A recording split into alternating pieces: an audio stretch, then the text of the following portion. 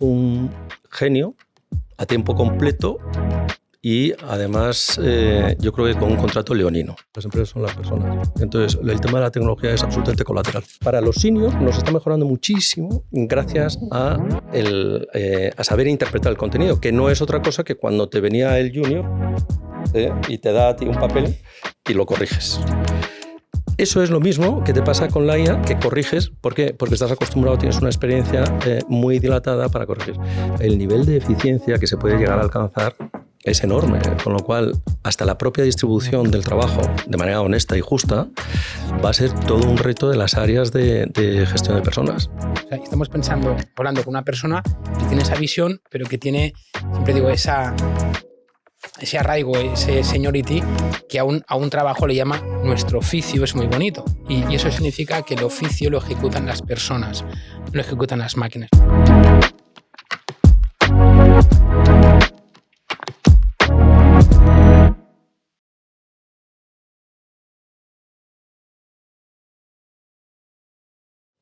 Hola a todos y bienvenidos a un nuevo episodio de Enclave de Inteligencia Artificial, el espacio creado por Enclave de Personas y Deloitte, donde un episodio más seguimos reflexionando sobre cómo la inteligencia artificial nos está cambiando la vida, mirándolo desde distintos puntos de vista, desde distintos ángulos y siempre con la idea de poder aprender juntos y compartir contenido con todos vosotros. Hoy tenemos un episodio, siempre es especial, pero hoy muy especial porque nos acompaña un CEO, alguien que no solo gestiona el talento, sino que dirige un negocio. Yo soy Luisa Izquierdo. Yo soy Luis Blas. Y como siempre, acompañados por nuestro querido Sergio Duarte. ¿Cómo estás? Pues muy bien, muy contento. Y hoy, como decías tú, Luis, pues tenemos una persona que creo que no solo dirige un negocio, sino que ha movilizado, en este caso, algunas de las empresas de su organización hacia ese futuro que algunos nos imaginamos. Y este es el punto de hoy, que vamos a mirar a la tecnología y a la inteligencia artificial desde la mirada del primer directivo, de quien tiene que decidir cómo integrarlo en la estrategia, en su modelo de negocio, tomar las decisiones adecuadas y entender cómo todo eso implica o tiene impacto en las personas de su organización. Bienvenido. Pues, si alguno todavía no sabe, hoy tenemos el lujo de que nos acompañe Javier Ruiz Azcárate, CEO y fundador del grupo Catenon, especializado en búsqueda de talento, pero además cotizando en la bolsa española. Y tenemos el lujo de tenerla aquí no solo por todo lo de Catenon, sino por quizá una parte quizá menos conocida para mucha gente, es por su nueva aventura de Talent Hackers, una parte del grupo especializada en búsqueda de talento mucho más tecnológico y donde hay una obsesión por inteligencia artificial y sobre todo datos. Entonces yo creo que eso es sobre lo que vamos a girar hoy, Luisa. Así que un placer tenerte con nosotros. Bienvenido a Enclave de Inteligencia Artificial. Pues muchísimas gracias por la invitación. Estoy encantado de estar aquí y sigo vuestros capítulos y la verdad que está fenomenal. Pues muchas gracias. Mira, ya tenemos un seguidor, qué alegría. Bienvenido. Estupendo. Pues mira, como es costumbre, nosotros arrancamos siempre el podcast con un cuestionario así dicotómico, que son preguntas así rapiditas, con la idea de entrar en harina. Así que si quieres, arrancamos. Vamos a ello. Venga. Inteligencia artificial, ¿amenaza u oportunidad? Yo creo que son las dos cosas, ¿eh? O sea, al final es como cuando se descubrió el fuego, ¿no? Hubo quien utilizó el fuego para hacer la cena, calentar la casa y quien quemó la cueva. Entonces esto, yo creo que la inteligencia artificial va por saber usarla, más que otra cosa. Inteligencia artificial en la escritura, ¿potenciador del talento o enemigo de la creatividad? A ver, la máquina copia, el ser humano transforma. Y entonces, mira, ayer me mandó Javier Santiso un artículo que había escrito en El País. El artículo era muy interesante. Él es escritor también, aparte de financiero, etcétera y tal. Él escribe novelas, también tiene poesía, etcétera, ¿no? Y entonces escribía un artículo bastante bucólico, ¿no? Hablando de qué va a ser de nosotros los escritores en esta situación y tal. No sé qué. Y entonces me lo mandó por mensaje y yo le mandé un mensaje con un párrafo de Eliot, que es el premio Nobel, que en un ensayo sobre los poetas británicos, el párrafo era muy largo, pero más o menos lo que venía a decir era el poeta inmaduro imita, el maduro roba y transforma. Y eso yo creo que es lo que pasa. Lo que va a pasar es la transformación en algo nuevo. Esto es lo... Qué bonito. Un poco en esa línea. Ahora nos movemos de la escritura al arte. Arte creado por IA. ¿Revolución cultural o el fin de la magia? Bueno, la magia lo que hace es cambiar el truco. A ver, ¿qué pasó con la fotografía? Cuando aparece la fotografía, pues todos los pintores hiperrealistas decían, se nos acaba el chollo y tal. La realidad es que apareció el impresionismo, ¿no? O sea, yo creo que el ser humano tiene unas capacidades tan brutales que en todo sacará algo. Chatbots de inteligencia artificial, ¿aliados en el trabajo o amenaza para los empleados? Yo creo que pasará lo mismo. El que sepa conversar con las máquinas lo tendrá como aliado y potenciará su capacidad, y el que no aprenda a conversar con la máquina, pues probablemente se quede un poco atrás, ¿no? Aquí uno que nos genera siempre un poco más de debate, que es el de la inteligencia generativa aplicada al mundo de la educación. ¿Herramienta de aprendizaje o atajo peligroso? Aunque el sistema es binario el que ponéis, pero es muy difícil, porque yo creo que tanto es un atajo como una autovía con 6 carriles, ¿no? O sea, yo creo que nosotros estamos educados a memorizar para saber responder, y ahora nos tendrán que educar, o tendremos que educar, en saber preguntar para obtener la respuesta, que yo creo que es el cambio que se puede producir en educación, ¿no? Qué bueno. Pues sí, a ver si alguien nos escucha, aunque sean 3 y toman nota. Y la última, que es un poco en clave de humor, ¿no? Pero inteligencia artificial vista como ese genio de la lámpara que cumple todos tus deseos, o la computadora malvada que al final se hace con el control del mundo y acaba con nosotros. A ver, es un genio a tiempo completo y además yo creo que con un contrato leonino. Ahora bien, el problema que tiene realmente el genio es que, como pasó al rey Midas con Dionisio, cuando Dionisio le concede el que todo lo que tocase fuera oro, ¿no? Claro que el problema con la IA es que hace lo que tú le pides, no lo que tú quieres.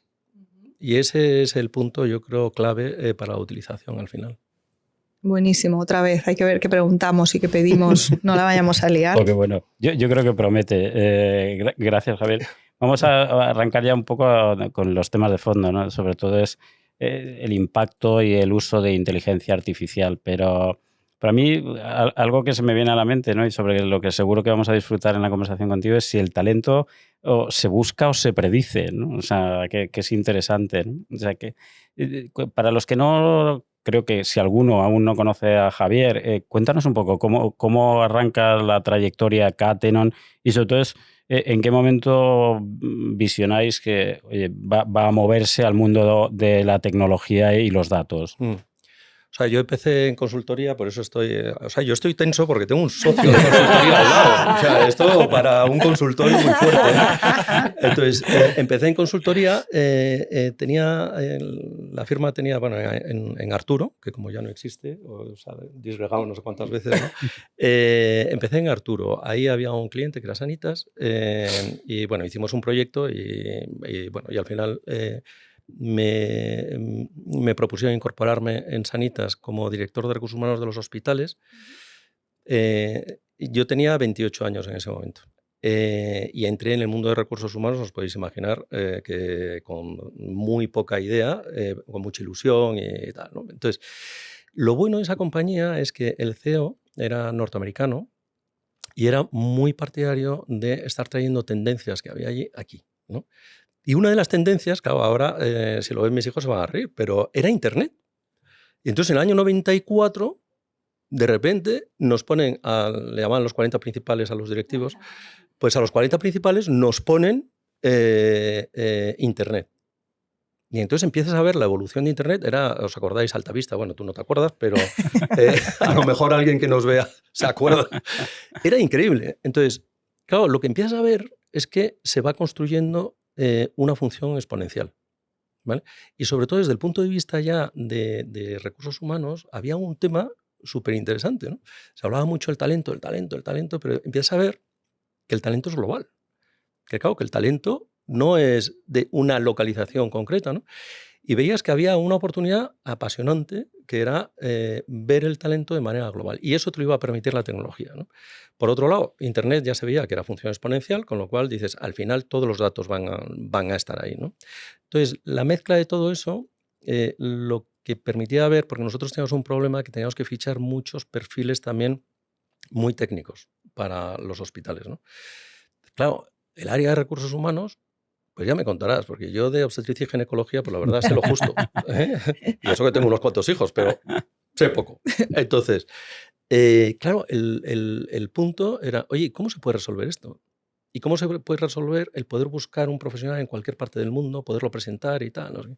Entonces ahí la tecnología nosotros siempre la hemos visto como una ayuda, ¿no? Entonces dice, bueno, la filmación, la digitalización, a ver, en el año 97 no había vídeos por internet y encima además nos decían que eso tardaría muchísimo en que pasase, ¿no?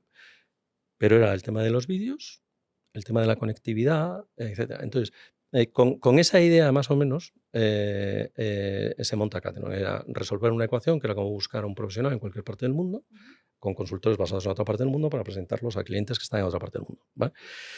Después de eso, llega una nueva tecnología que eran los datos. Claro, daos cuenta que al inicio de Catenon el problema estaba en cómo podías buscar datos sobre millones de datos. Es decir, que nosotros nacimos pensando que la clave de una empresa de búsqueda no estaba en la tenencia de los currículums, sino en saber localizar los currículums a través de modelos booleanos en ese momento y tal. Cuando aparece ya la ciencia del dato, vemos que tiene una aplicación fundamentalmente en los sitios donde, en los perfiles donde había muy poca eficiencia en la búsqueda, vamos a decir, más tradicional, que eran los perfiles tecnológicos. Entonces lo que hacemos es incorporar, antes teníamos software, screening y cloud, y lo que hacemos es incorporar otra pata más, que era todo modelos de inteligencia del dato, y también se había desarrollado mucho, gracias a Facebook, LinkedIn y tal, los modelos de redes nodales, ¿no? Y entonces nosotros lo que hacemos es incorporar eso dentro de lo que comentaba de Talent Hackers, ¿no? Y el siguiente paso que estamos dando ya es cómo meter en un proyecto de inteligencia generativa, inteligencia artificial generativa, más Web3, ¿no? Ahí es una tecnología que está un poco denostada, blockchain, pero yo creo que para recursos humanos es súper interesante también. Total, que nosotros lo que hacemos es ayudarnos a la tecnología dentro de nuestra industria. Qué bueno. Y es evidente, lo vas describiendo según contabas tu trayectoria, que has ido cambiando el modelo de negocio en función de cómo la tecnología ha ido evolucionando. ¿Qué aprendizajes te ha dejado el meter ese componente tecnológico en un negocio que depende tanto de la parte humana, del contacto humano? Pues yo creo que el aprendizaje más radical ha sido que me ha confirmado que efectivamente las empresas son las personas. Entonces, el tema de la tecnología es absolutamente colateral. Me gustaría decir otra cosa, pero es que es así. Y entonces, si eres capaz de unir talento, pero talento de verdad, y hacer unas mezclas ahí interesantes y tal, la tecnología es un tema absolutamente, desde mi punto de vista, secundario. Es muy divertido, pero es secundario. Genial. Yo, Javier, un tema que además nos gusta especialmente. ¿Tú has experimentado diferencia en la adopción entre perfiles más senior o más jóvenes en cuanto a uso de inteligencia artificial o nuevas tecnologías? Ese es un punto a mí me parece muy interesante. Simplemente para poner en contexto, aún queda mucho porque, para poder hacer un análisis de verdad, ¿no? ¿Por qué? Porque la adopción en España de modelos de IA y tal está en el 11,4%, en Europa en el 13 y pico, según la OCDE. Curiosamente, UK está, me parece que era un 5 y pico, o en Estados Unidos un 5 y pico y en UK un 3 y pico, que no lo entiendo, pero bueno, eso es lo que dice la OCDE. Y, dicho esto, lo que nosotros vemos es que estamos en la edad de oro de los seniors, no porque yo sea ya senior. ¡Ay, qué bien! Debería ser socio, ¡Qué contentos nos dicho sea de paso. quedamos! Pero, entonces, estamos en la edad de oro de los seniors. ¿Por qué? Porque fundamentalmente lo que hace es, la IA nos genera contenido. Pero para generar el contenido tienes que saber preguntar y tienes que entender el output que te da, ¿no? La salida que te da.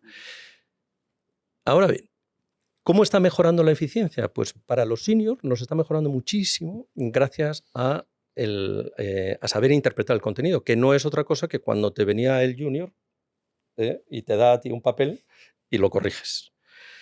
Eso es lo mismo que te pasa con la IA, que corriges. ¿Por qué? Porque estás acostumbrado, tienes una experiencia muy dilatada para corregir. ¿Y dónde está la eficiencia de la gente joven? Pues no está en el contenido. Lo que nosotros hemos visto es que ellos son tremendamente eficientes utilizando herramientas. Mucho más que los seniors. Ellos utilizan herramientas y ahí es donde tienen el punto de eficiencia y nosotros utilizamos el contenido. Qué interesante.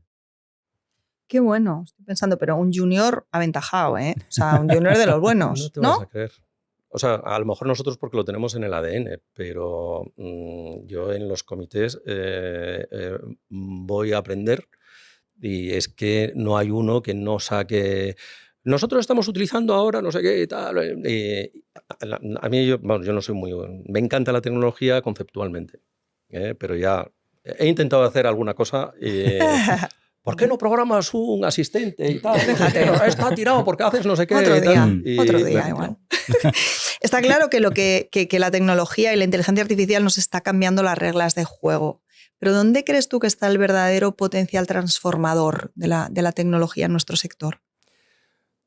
Si el sector es de búsqueda de profesionales, si es mi industria, sin duda va a ser brutal, pero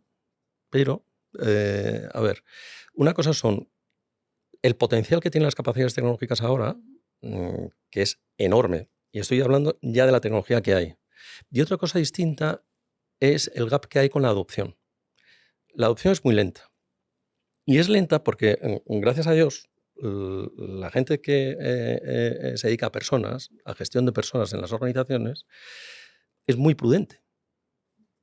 Porque toca pilares que son muy complejos. Entonces, incorporar innovación en las áreas de recursos humanos, yo creo que tiene una instancia. Os pongo un ejemplo.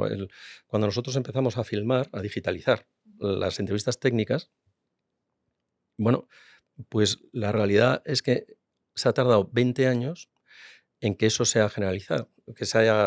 Concretamente, ¿sabéis cuándo se generalizó del todo el vídeo en los procesos de búsqueda? En el COVID. Que dicho sea de paso, nosotros multiplicamos nuestra facturación en el COVID. Una cosa sorprendente. O sea, que se tarda mucho después en ir adoptando. O sea, una cosa son las capacidades y otra cosa es la adaptación.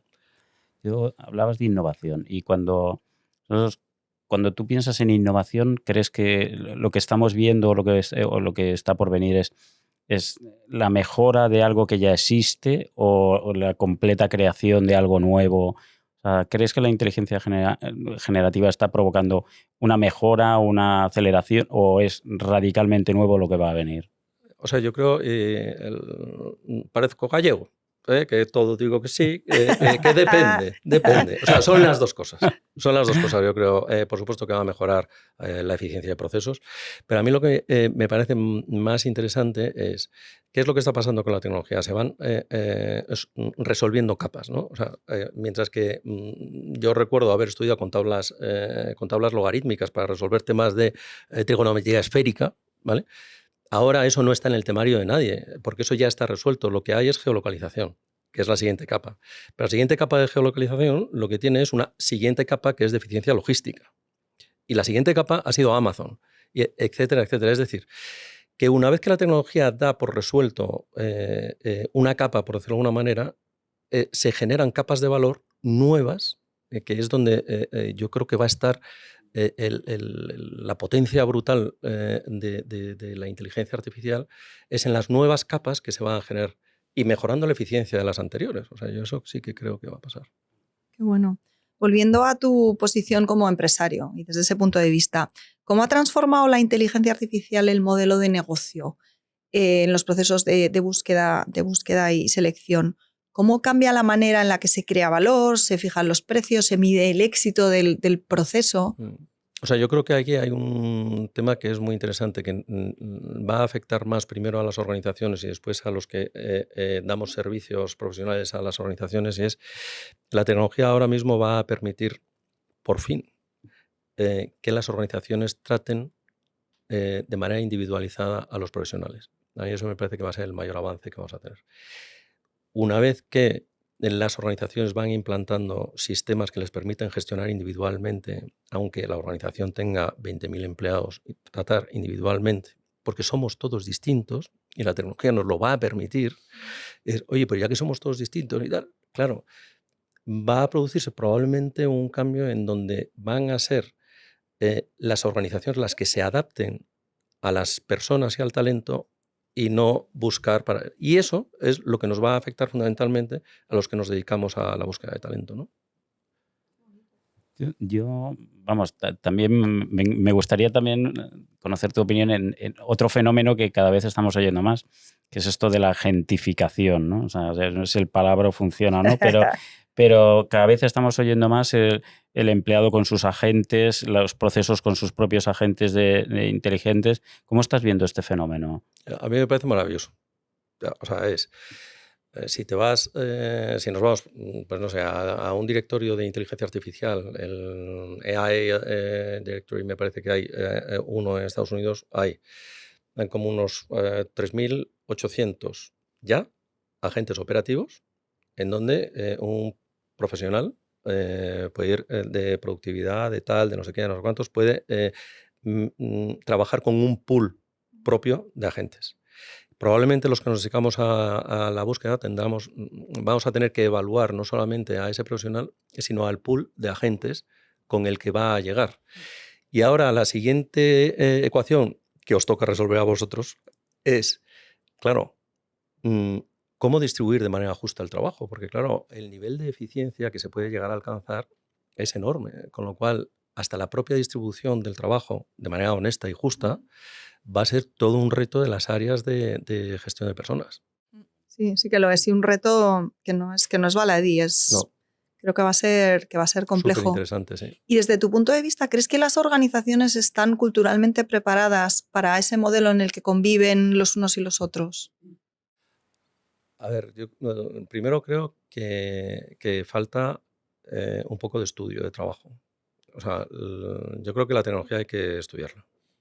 Y ya no es como antes, que es haciendo un símil con un árbol, un manzano, que la tecnología antes tú llegabas, cogías la manzana y ya está. No, es que ahora hay que subirse al árbol para coger la manzana. Es decir, tiene que haber un esfuerzo. Entonces, ¿qué es lo que está pasando con esto? Si tú no entiendes bien qué es un agente, difícilmente vas a poder tenerlo como aliado, sino que vas a tratar en principio de tomar, o se tomarán decisiones, yo creo que bastante erróneas. Al final, los agentes yo creo que pueden ayudar a mejorar la eficiencia y la calidad de vida de los profesionales, sin duda. Vamos. Pero va a ser difícil y culturalmente, o sea, va por capas, ¿no? O sea, probablemente va a afectar y va a afectar bastante a cómo estamos gestionando profesionales cualificados. Yo, Javier, casi has contestado la mitad de lo que te voy a preguntar, pero aprovechando además que es un lujo tu visión estratégica, ¿qué consejos le darías a directivos o colectivos de recursos humanos que están en esos primeros pasos de utilizar agentes o inteligencia artificial, sobre todo para que no se quede en una especie de moda y que se quede, oye, lo estoy probando oye, ya hice uno, lo probé, y no se quede en simplemente una moda? Claro, este es uno de los temas en donde, desde luego, el área de recursos humanos se va a ver un poco empujada por los CEOs. Yo cada vez que tengo ocasión de comer o de algo con CEOs de grandes corporaciones, ¿no? Son ellos los que están empujando, ¿no? Porque están oyendo también, oye, es que esto podemos mejorar la productividad y podemos no sé qué y tal, y eso directamente apunta al área de personas, ¿no? Entonces, primero, la falta de formación del CEO, y ya lo siento, y después la falta de formación también de nuestra área, ¿no? Entonces, creo que hay que hacer un esfuerzo. O sea, esto es muy difícil, y yo creo que el esfuerzo que estáis haciendo vosotros con estos podcasts, etcétera, de ir sensibilizando para animar a la gente a que estudiemos y que estudiemos más, ¿eh? Y después probar y volver a probar. Y entonces ahí es donde yo creo que se puede producir el efecto más positivo, ¿no? Consejo, probar. Sí, sí, y estudiar. Esto yo creo que también lo hemos escuchado de algunas otras personas que hemos entrevistado que nos dicen esto hay que ponerse, esto hay que leer, Totalmente. esto hay que enterarse, o sea, que no es un tema banal y que efectivamente muchas veces hablamos mucho con una capa de conocimiento muy finita y eso tiene mucho peligro. Oye, ahora volvemos a hacer otra vez zoom en la función de adquisición de talento que te toca tan de cerca. ¿Cuál dirías que es el cambio más profundo que ha traído la inteligencia artificial a esta función en concreto? Está trayendo cambios. O sea, yo creo que fundamentalmente ahora mismo estamos en modelos de agentes más de tareas, ¿vale? De orquestación de tareas. Pero claro, es que cuando tú analizas el flujo de trabajo de un profesional de selección, tiene muchísimo de tarea.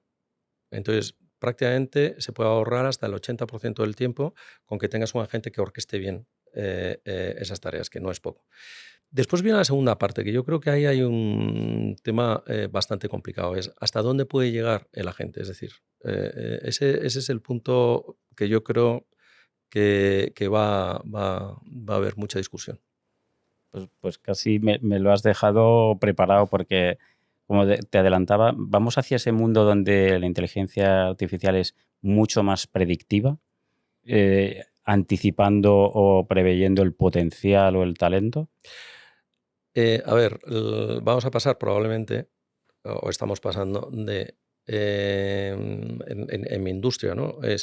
Antes tú te basabas en el histórico para predecir y ahora el sueño dorado de todas las áreas de recursos humanos es, oye, si yo predigo que esto no va a funcionar, pues casi que ya no lo contrato, ¿no? Eso sería el sueño de cualquiera Y eliminar el del error, área, o sea, la bola de cristal ya Claro, casi. entonces, aquí hay un tema y es, el ser humano es un ser multivariante, ¿vale?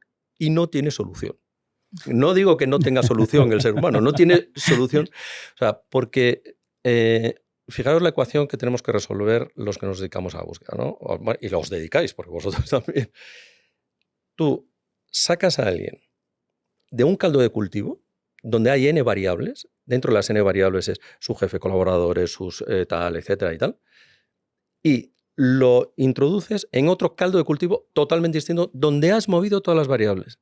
Y después hay otras variables que no se controlan, que son extralaborales, que es, me he separado, no sé, tal, oye, se lió parda. Y entonces dices, claro, predecir eso, sí es, algorítmicamente hay cosas que sí que se pueden hacer en un régimen de probabilidad alto. De hecho, puedes sacar, nosotros sacamos más o menos los índices previsibles de rotación de los profesionales tecnológicos, ¿no?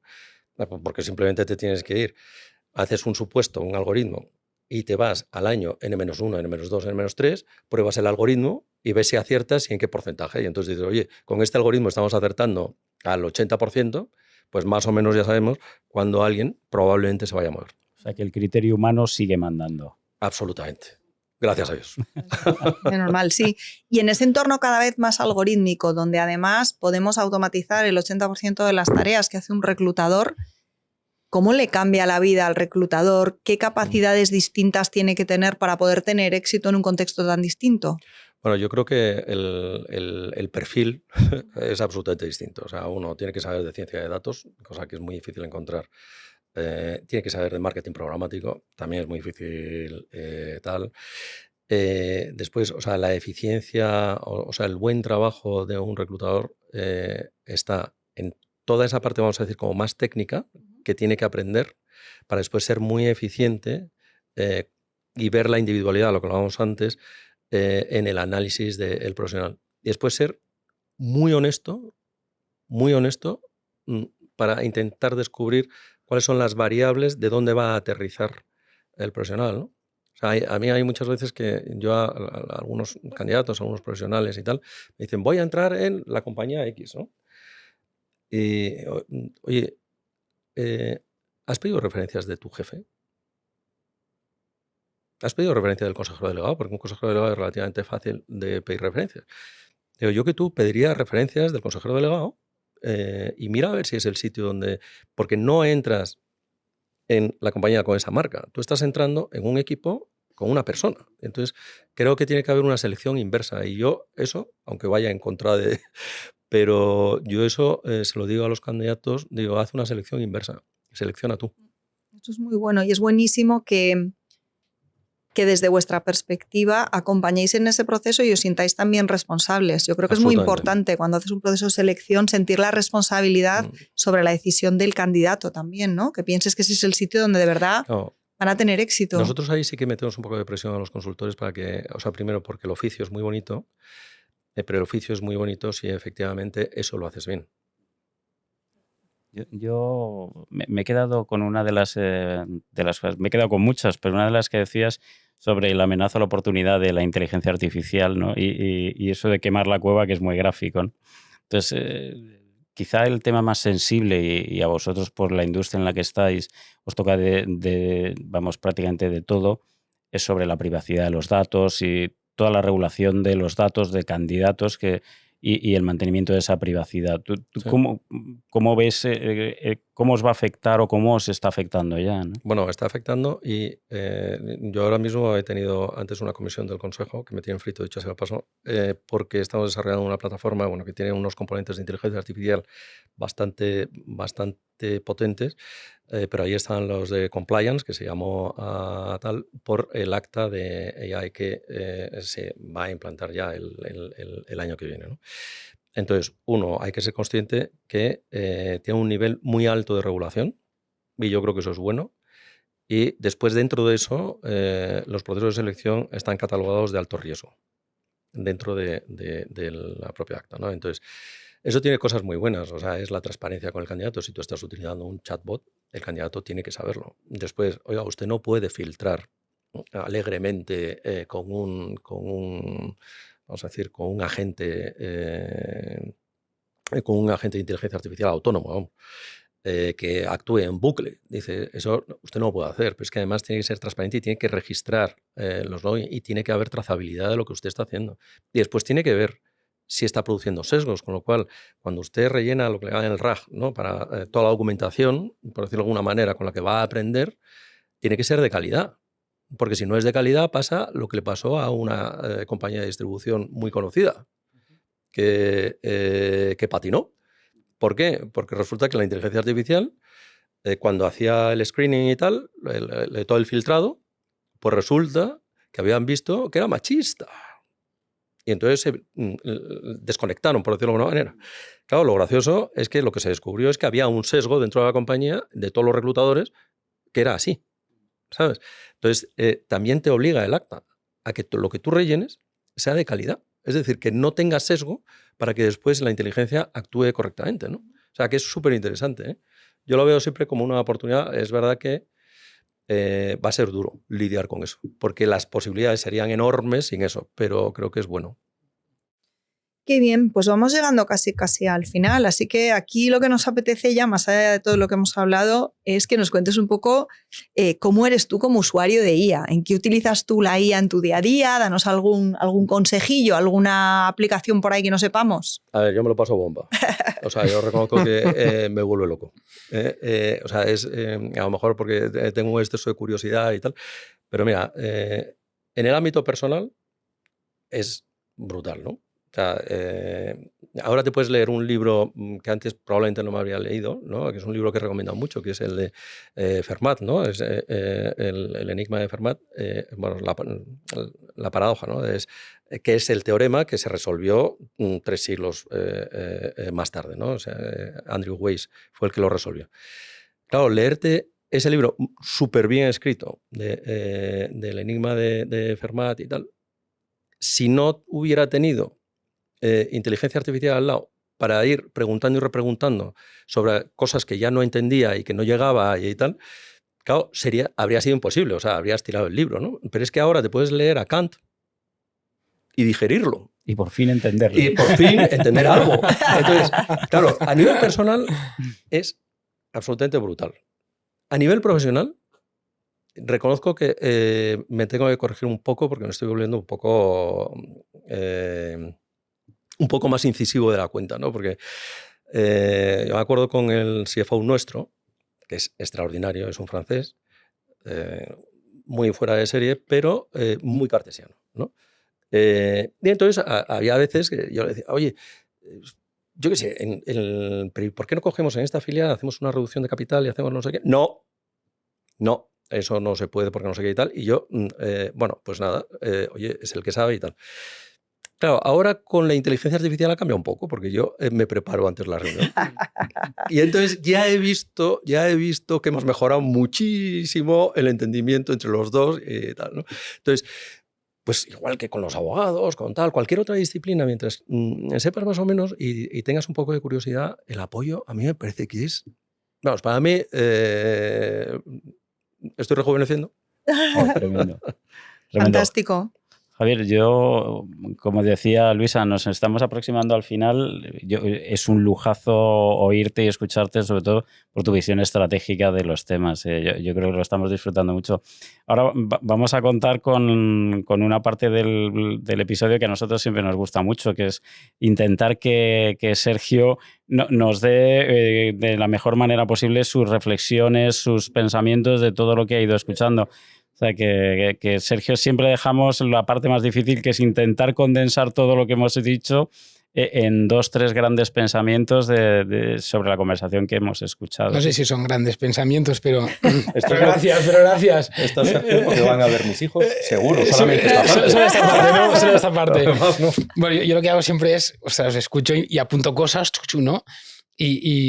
Y siempre digo, voy a hacer 3 cosas, porque siempre es fácil decir 3 cosas, pero ahora no sé si son 3 o son más, pero a lo mejor no sé si me voy a enrollar, pero algunas cosas que sí que quiero contar, ¿no? La primera es cómo nos conocimos. Y lo que estábamos comentando antes, nos conocimos porque yo trabajo en Deloitte, tú eres CEO del grupo Catenon y además de la compañía Talent Hackers, que hemos comentado también, te lo has mencionado. Y la primera cosa que te sorprende es que en una reunión donde una compañía te quieren presentar lo que están haciendo por si les es útil a tus clientes, pues viene en este caso el CEO a hacerte la presentación. Y lo primero que pensé es, oye, ¿este tío de dónde ha salido? ¿Por qué no nos conocíamos antes? ¿Y cómo puede ser que una persona pues, con este caché profesional además tenga esta visión de futuro en cosas que probablemente para mí eran como muy innovadoras y hacía un tiempo que nos conocemos? Y por eso te he presentado como una persona que no solo tienes visión, sino que además de tener visión, lo que haces es movilizas a tu organización hacia esa visión. Y ese es el primer punto. Es decir, hay alguien que con su experiencia tiene una idea y la quiere ejecutar. Y de ahí entiendo muchas de las cosas que nos has contado sobre tu responsable legal y digo, vale, pero me lo voy a preparar porque mi visión la tengo clara. La segunda cosa que me he apuntado tiene que ver con una palabra que has dicho, la palabra oficio.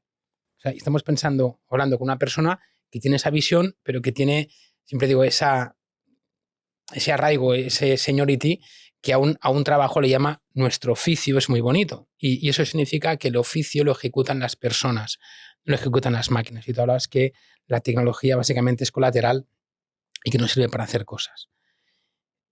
Pero luego, en esa conversación que habéis tenido los 3 y que yo estaba aquí al lado escuchándome atentamente, has dicho una cosa y has dicho, oye, ahora tenéis un problema en el área de recursos humanos y de personas porque ya no tienes que evaluar al individuo, sino que tienes que evaluar al individuo y a su pool de agentes. Y me pasó una cosa ayer y me ha venido a la cabeza. Siempre me pasan cosas. Está bien, está, qué suerte. Pero, entonces, me pasó una cosa que estábamos en una sesión también de inteligencia artificial y la persona que estaba ahí con nosotros dice, oye, ¿le habéis preguntado a Copilot lo que piensa de vosotros? Y mira que llevamos tiempo hablando de estos temas. Obviamente somos usuarios, como mínimo a nivel usuario de estas tecnologías, y nunca lo había hecho. Entonces me puse a preguntarle, Copilot, ¿quién soy? Claro, el Copilot que yo uso. Y dice, pues eres una persona llena de sentimientos. Digo, no, ¿qué sabes de mí? Le digo, ¿qué sabes de mí? ¿No? Sí, sí. Y es curiosísimo las cosas que sabía de mí solo con la interacción que yo he tenido con Copilot. Y entiendo que lo que habrá pillado por ahí, en este caso de lo que tengo en las redes sociales o en este caso en Internet, ¿no?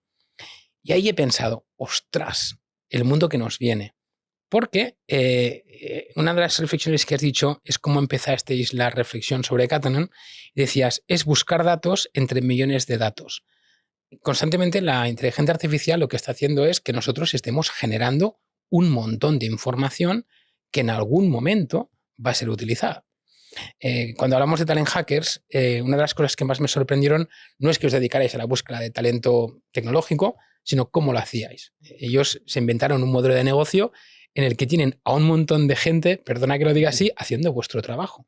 Y nos hemos inventado un negocio en el que tenemos gente, que conoce gente, que además tiene redes de conocimiento y de contactos, que encima además le retribuimos por eso, que encima además obtenemos información y datos que nos ayudan a predecir pues si una persona va a permanecer 3 o 4 años en un sitio, porque en los últimos 7 sitios ha estado 3 o 4 años, independientemente del entorno, pero es que ahora además esas personas están compartiendo muchísima información que nos puede dar probablemente una pista sobre quiénes son, qué les gustan y cómo son, ¿no? Y ostras, yo aquí sí que he visto o sí que veo pues un reto muy grande en nuestro mundo, en el mundo de lo que son las personas. No sé si es una gran reflexión, pero hay una cosa que me ha encantado que has dicho, ostras, y además la inteligencia artificial no hace lo que tú quieres, hace lo que tú le pides. Y probablemente ahí tenemos que hacer todas las personas que estamos escuchando esta serie de capítulos una reflexión sobre, cuidado, lo que le pides a la inteligencia artificial, porque probablemente acabará condicionando lo que tú puedas hacer en tu vida profesional.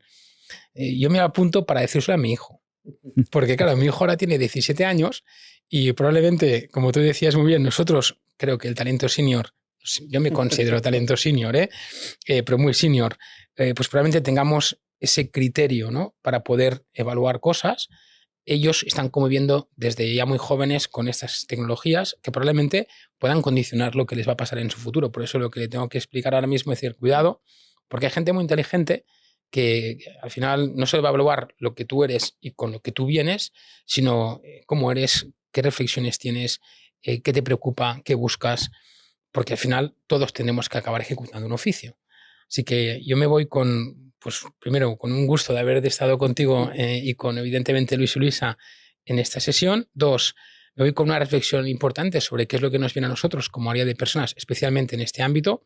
Luego 3, con unos deberes para darle a mi hijo y que probablemente pues, sea un poco más consciente del impacto que tiene esto en su futuro profesional. Así que muchísimas gracias. Muchísimas gracias a vosotros por la Nada, invitación. Me lo he pasado en grande. Qué bien, qué bien. Nos alegramos muchísimo. Ha sido un placer escucharte. Gracias, Sergio, por tus reflexiones finales. Están muy bien. A ver qué te dice tu hijo. Ya nos lo contarás. Mi hijo me va a decir que sí, soy un carca. Que te peines, papá, peínate. Pero ha sido un placer aprender de tu visión, que al final hemos hablado mucho de tecnología, pero sobre todo hemos hablado de personas. Y de cómo la tecnología habilita, pero en el fondo lo que tiene que estar es la persona y los cocos funcionando. Y luego la invitación a seguir aprendiendo, que esa nos va divina. Yo, Luisa, a todos los que estamos. Me quedo, hay que probar y hay que probar cosas. Entonces, probar a usar Copilot, ChatGPT y probar a ver, como decía Sergio, podcast en clave de inteligencia artificial, de Deloitte y en clave de personas, a ver qué sale. Que yo lo he probado y es una maravilla lo que sale. Entonces, os invito a todos los que nos seguís a hacerlo porque hay que probar cosas nuevas. Buenísimo. Mil gracias a todos. Si os ha gustado, compartid el contenido y nos tenéis de vuelta con otro episodio pues muy pronto. Muchas gracias a todos. Buen día. Gracias. Muchísimas gracias. Gracias.